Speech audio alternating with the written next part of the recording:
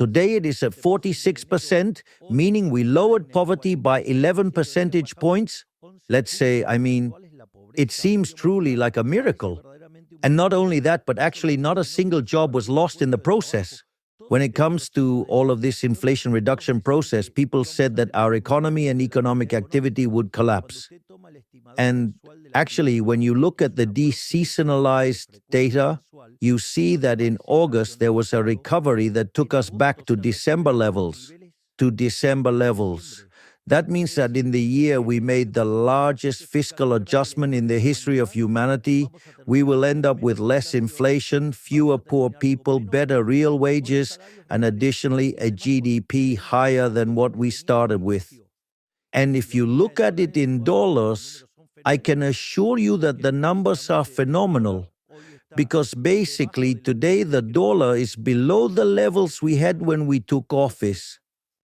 So the reality is that, and all of this, when you take my popularity levels and the government's acceptance levels, today they are above the moment we assumed office. If you know that the moment of maximum popularity is when you take office. Therefore, this means that far from resting on our laurels with this, we're going for more reforms. We're going to deepen the reforms, and I tell you, we won't stop until Argentina is the freest country in the world.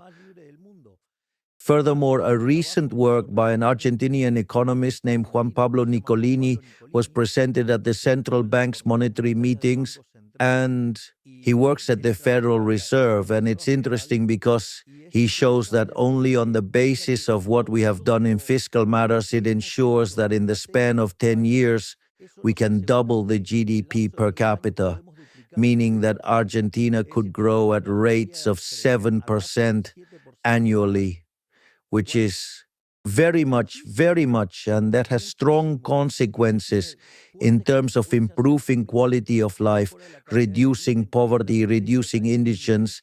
Therefore, if during the worst moment our image didn't suffer and we stayed strong in our ideas, now that everything is working much better, why should we change?